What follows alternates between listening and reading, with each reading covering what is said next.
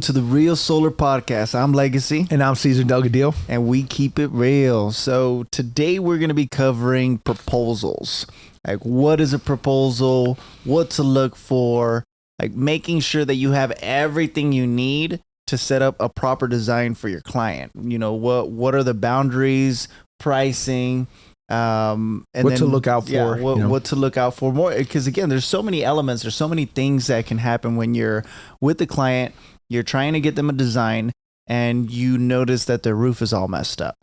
Like, odds are it's not going to pass the site survey. You're going to need to add that so you can get in front of it and educate the client on how that process works. Bundling the roof in with the solar, putting it in the proposal, and really educating the client on all the different elements, all the different processes that take place to help them. Is again, it's all about adding value to your clients, and then offsets, pricing, so we can dive into everything. And, understanding your tools, right? We have different tools from Solo, Sonobi. Those are all our proposal tools that we have. Doesn't mean we can't have another proposal tool down the road, but those are the ones that we're currently using for our organization. And so, number one, you want to understand how to use those tools. Yeah. You can literally go to YouTube and learn a lot about these tools. We have information that we're uploading on how to use it.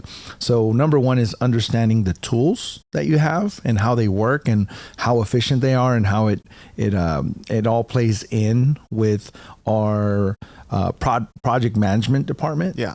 Right. So then understanding that process within your tools is number one. And then number two is once you're at a client's home, is looking out for them. Not just going out there and saying, let me look at your electric bill. This is how much solar you need. Actually go through like an energy efficiency audit, right? Look at their windows, look at their AC, take pictures of the windows, take pictures of the AC, their potential, if it's an older house, the leakage on the units or the ductwork could be really bad, right? So there's things like AeroSeal, and you can have those people that are strategic partners so that you can help take care of a client with all their needs, and you can bundle the project all in one. That's the biggest kicker here. So even for example, if I were to buy a house to just buy, hold, and rent it out, renovate it and rent it, right? The whole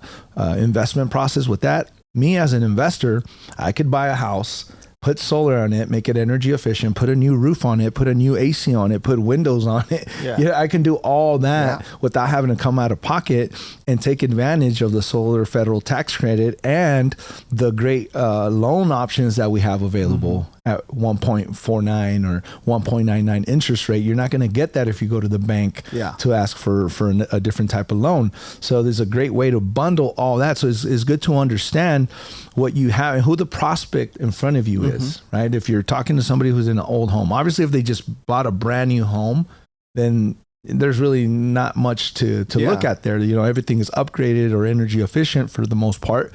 But when you're in older neighborhoods, is definitely crucial. Looking at the electrical panel, whether it's going to need an upgrade or not. Yeah. If it's a double wide and they need and their pedestal is at the corner of the lot, and you got to really understand the property. What are some of the things? So we've got a main panel upgrade. There's trenching, roofing. Well, let's start with the fundamentals, right? Number one is you got to look at the electrical. Yeah. If the electrical is where it needs to be, then we're fine. There's no added cost. You take a picture, you learn how to decide whether it's going to require what we call an MPU or not, a main panel upgrade. And so that's number one. That's because that's about a $2,200 cost on average. So if you miss that, that's a $2,200 that we were not including in the cost. So guess where that comes from? Yep. Right? So you want to make sure you catch that. Sometimes it only needs what we call a D rate. It's only $425. So I'd rather pay $425. But again, we can include it on the cost. Extended warranties that you want to include, right? You want to make sure that you're taking your clients through a thorough warranty process, the best you can offer. So we always include the extended warranty on that. Again, those are all things that you, on your proposal tool, you can actually include ahead of time so that it could all be bundled in into the project, not out of your commission. Right. Flat roof adders, right? If you did a big 20 kW system, which I'm working on right now on a flat roof, if you forget to click on the flat roof adder, it's about $50 per panel, right? So 10 panels, that's already $500. 20 panels, that's $1,000. If you didn't click on that adder, then it's going to come out of your commission, right? So it's important that you, and it's good because at the same time as you're going through all this, the client really sees that you're there to take care of it. You're looking at everything. You don't just show up, because if I get let's just go through a scenario where I get two people that go to my house.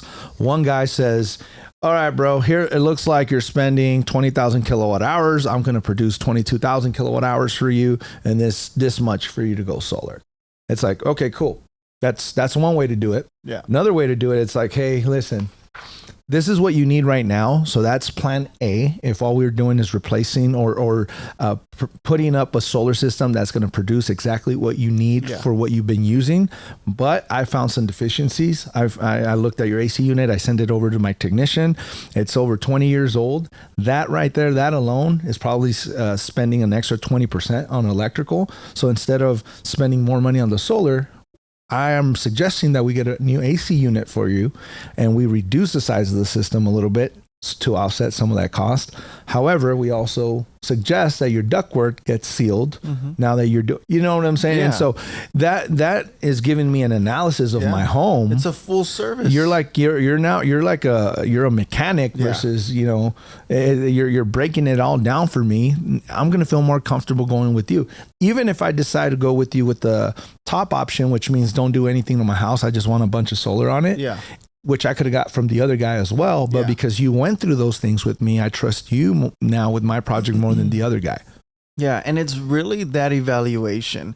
And that's one of the elements, looking at the services and what you can do for the home. And then it's also understanding your market and the utility company, because that plays a huge role. That can determine whether you go 130% offset or 90% offset, 80% offset. It depends on the utility company. Are they on net metering, cash metering? But like, what does that all mean? Like, you have to really study the game. You have to study where you're at. What are the resources that you have? Understanding your tools. Being extremely resourceful, because you're going to run into situations where you're going to need that duct work. You're going to need the roof work. You're going to need AC. And if you don't have an established relationship, you're going to let that be the objection. You're going to let that stop that deal from actually happening, because you didn't take the time to establish those relationships and be resourceful and know where to find all the information. And it's a win-win, because chances are you can earn some extra money off of those items as well. And then you build strategic relationships with the people that are performing those services for you. If you become their solar guy because you're sending them enough AC business, roof business, AeroSeal business, whatever type of business you're sending their way, they're going to send business back to you. Yeah. And that's how you build and engage with your strategic partners. Yeah. And you're doing your clients the best service, because you're bringing the home improvement experts, you're bringing them all into their house basically by you being there. And so you're way more resourceful than the guy that's just pushing solar. And when you ask him about any other efficiencies, he's just like, dude, I don't really get into that. That's not my job. If you want windows, if you want a roof, call someone else. It's like, no, you want to be the guy that's resourceful. It's kind of like being a real estate agent. When you hand the keys over to somebody, I better be prepared. If you ask me if you're looking to upgrade your roof, your kitchen, your carpet, your roof, whatever it is, the flooring, whatever you want, I have to have a resource for it. Because imagine me handing you your keys, you ask me for somebody, and I'm like, dude, I don't do that. I don't know anybody that does. Yeah. It's like, wah, wah, wah. You know what I'm saying? Like, I was like, dude, I should just got another realtor. Like, in my next house, I'm gonna get someone else. That could have killed the whole experience, because it's like, dude, you're not even resourceful enough to recommend me who I can call if I need a pool, and you're in real estate. So same thing. All those realtors better have a friend in the solar industry, and I'll tell you what, it better be us. 100%. So in the proposal, it's what project you're building. Like, what does that project look like? How does it best benefit your client? And if we're getting into specifics, like a market like Arizona, APS territory, something that I always tell my clients is if they're paying what they were already paying before, that's the right way to do solar. It's not about saving $30. It's not about, how low the payment can be. It's, dude, you were already paying that money. And now instead of renting the electricity, you're going to own it. But that's the right way to do it, because now you have a happy client that's not going to have two bills because you try to get the lowest price to get that deal. You're trying to convince them on a $70 payment when it's like way under what they need. Like really having that setup to where you can build the project out. You can have everything that you need on that project for that client specifically to meet all of their needs, and being resourceful. I mean, there's so much money in every deal. There's no reason not to go above and beyond. There's no reason not to really look out for your client, because odds are, if your client is extremely happy with you, they know somebody else. They know people in the neighborhood. They have friends and family. And if you treat them good, you set them up, you got them a new roof, a new AC, you cut down their cost in electricity. Now they have a negative bill, every single month. They've got a lower bill. Like you were able to set it up to where it was a little bit lower. And it starts with the proposal. Designing that proposal is where you create that relationship. You ask those questions.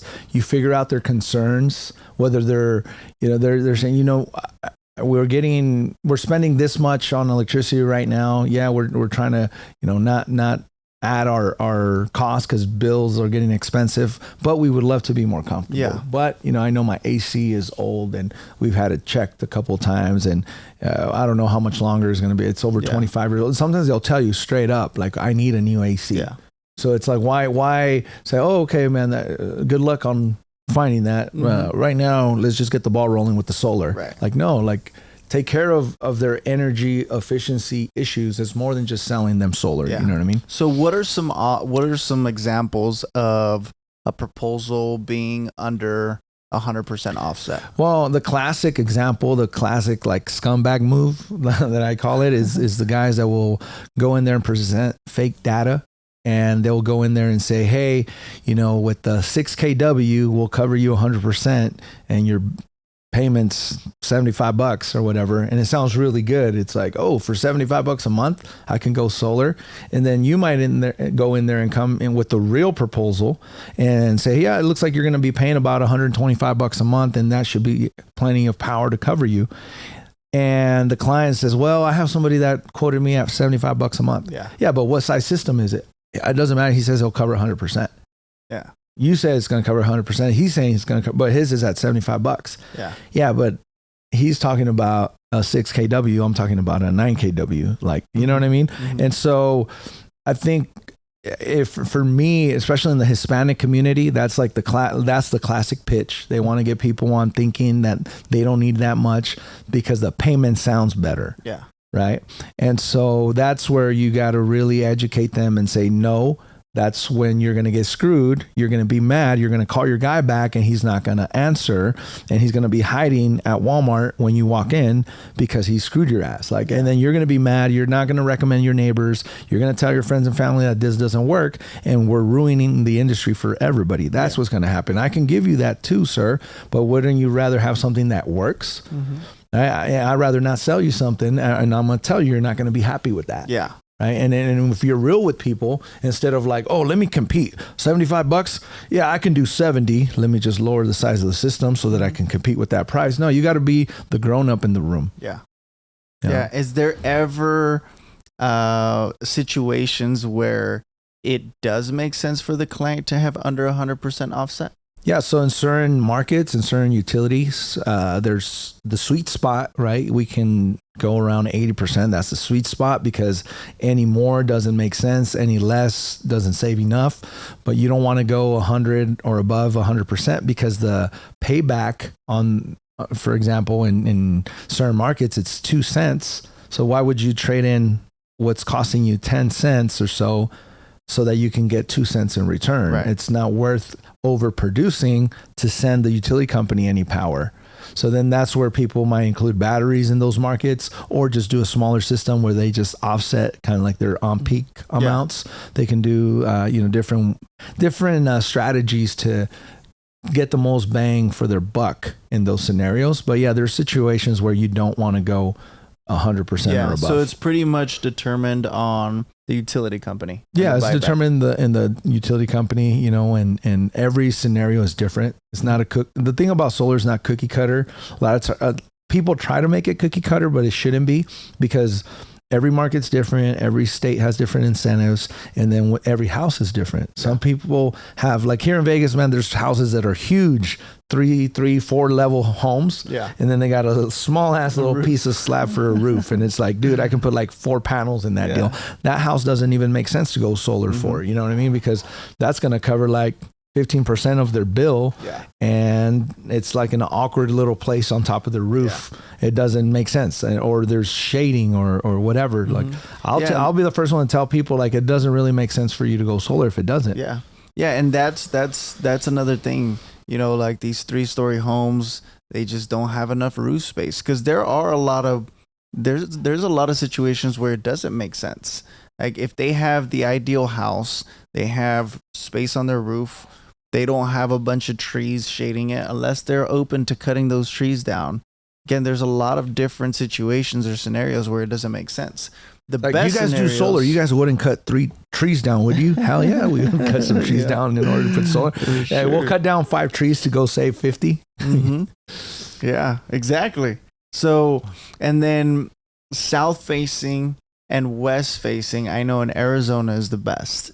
Is it fluctuate in different markets? Well, no, for the most part, Southwest is just the best because of that's where the sun's at. That's why the Southwest is the hottest region in the country, right? Because that's where most of the sun hits most of the year. So north, we want to stay away from the north side, because in the wintertime, you're in the shade all year, or, the whole from like November to like April.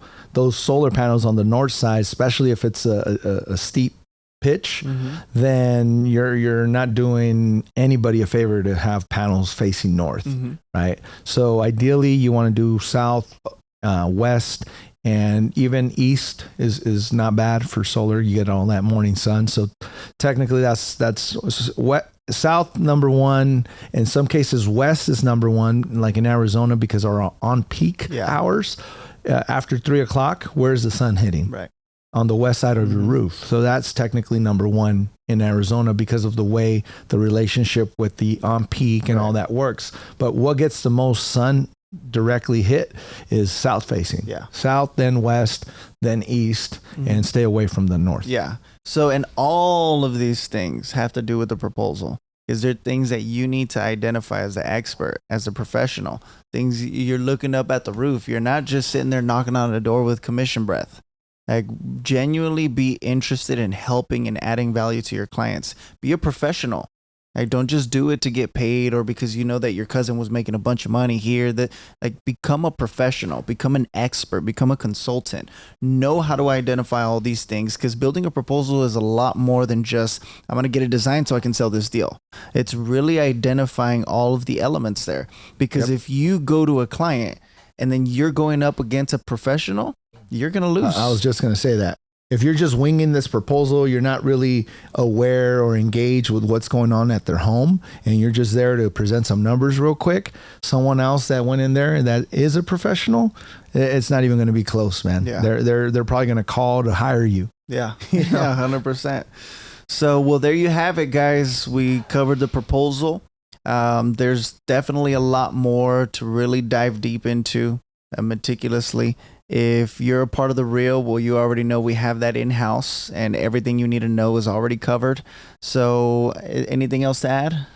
Just, again, I think it's the most important part of this whole deal here, because if you don't know how to put the correct proposal and have that right engagement with the client, and so that they can help you build it. Don't just build it thinking you know what they want. Ask the right questions so that you can customize the right proposal for them.